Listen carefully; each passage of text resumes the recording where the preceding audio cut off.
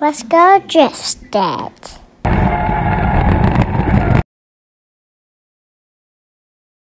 Hey guys, it's Andrew from Drifting Dad Performance, and I wanted to give a quick update on everything that's going on here at Drifting Dad Performance, and also show you a brand new project that we've got going on. I apologize for the mess, but I've been super busy. I'm sure if you've seen on Facebook, we've got a Ford 8.8 rear end getting built. This is going to be a direct drop-in. I've done the shortening and everything, and I will show you that progress. I filmed some stuff a couple weeks ago as I was working. Then down here we've got a bunch of adjustable arms for a full 4-link kit. And then this is my newest thing I've been doing, is some Panhard bars.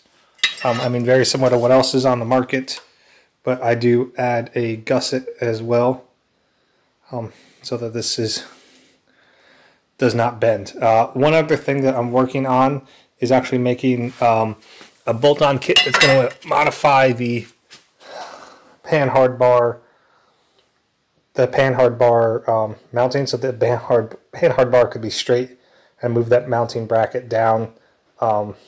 There's a lot of weld-on kits, but I want to make something that's bolt-on, so it's easy for everyone to put on. Doesn't require you either to go to a welder or have a welder.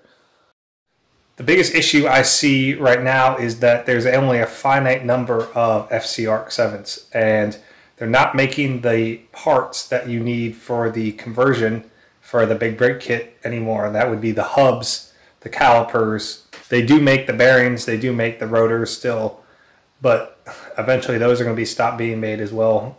Not necessarily the bearings, but definitely the rotors. So I want to go to something newer that's going to be more easily accessible by someone that wants to go to either 5-lug or a big brake kit. And that led me to Mazda 626 parts. And this is a 626 rear hub that I'm going to be adapting to the FB Arc 7 spindle. And then I'm also going to be using the 626 brakes because they are a little larger than the stock ones. And then I'm also going to have the options, if you already do have a set of T2 or FC calipers, you could use those rotors as well. And basically the goal of this is to get different options for 5-lug and big brake that use, or really big brakes that use 4-lug or 5-lug, so anyone can fit a variety of different wheels. The different other hubs I'll be using are still being determined, but I'm hoping to have this 626 kit available fairly soon. And I will also be doing a rear kit as well. And I was looking at calipers, and I found that the 626 calipers are also very similar to the Arc 7 calipers. And you can see that they have the parking brake that's cable. It's not a separate drum. These actually look very similar to an FB caliper, which we all know is also very hard to find. So I'm hoping these are a better replacement. And I'll be making brackets for these that would fit onto, like, say, a stock rotor car if you just have C's calipers and you can't rebuild them or don't want to rebuild them, or can't find any replacements for them. And then also doing a larger diameter, a 5-lug. And then even these could go onto the Explorer 8.8 kit that we make as well. So plenty of options. I'll be exploring other newer cars as well, not just Mazda, so that we have options for 4 and 5-lug. And then for the rear axles, obviously you could drill them to 5-lug. I don't know if there's really enough meat there, though, that it would be a strong, like you'd have strong stud placement. So I'm going to be looking at options for aftermarket axles. I know Moser made some at some point. Maybe I can get them to make some more if I order a bunch. So stay tuned on that. Let me know if you are interested in axles, and I'll see what we can do. Here's the news that you've all been waiting for.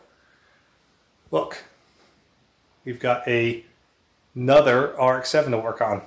This is another 85, and it is in pretty decent shape. It's been parked since 1995, and I've been asked to get it road ready, and also do something that you guys are some of you guys will probably not be too happy about, but be swapping the motor as well, and it will not be a rotary that's going back into it.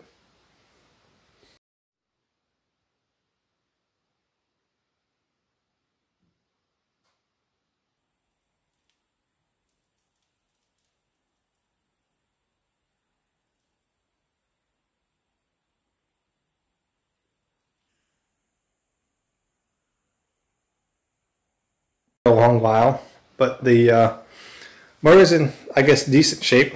It's interesting to note this car is factory AC car as well, and overall it's in decent shape. Apparently at some point it was wrecked, so they had to get a red fender, and the headlight motor doesn't work. So we'll see, maybe I can go about fixing it. Obviously it needs some paint. It's been sitting outside probably its entire life. Interesting to see here, this is like an original Duraflex kit.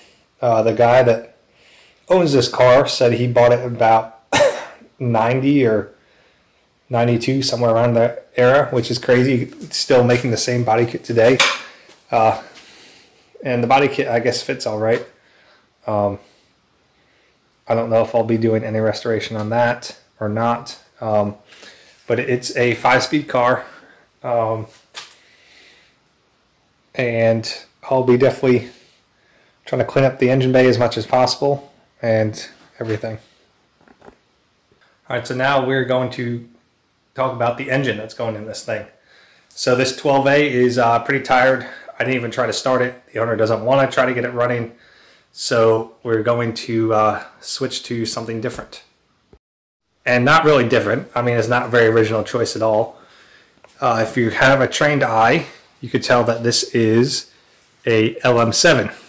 So a 5.3 LS style motor, small block Chevy, 5.3 liters of displacement. The exciting thing about this is it's going to be the first LS swap I'm doing on the RX-7. Obviously, a lot of things are similar to what I've done with my car. And that's the reason why the owner has contacted me, because I've got a lot of expertise in swapping this. But this is going to be a fun project for sure. I'm super excited to do this, and I'm going to be making a series of videos so you guys can follow along and see how I'm going to do this swap, and the trying to keep all of the original, or as much as the original car as possible, so this will be a very clean street build. Well, it may upset you that this car is getting an LS and the rotor is coming out of it. This means that I will net a 12A. Obviously, I don't know what condition it is, but it's very likely that when this project's all done, I will do something with this 12A, and it might even find a way into a certain drift car. So please stay tuned for that, and let me know what you guys think about that plan.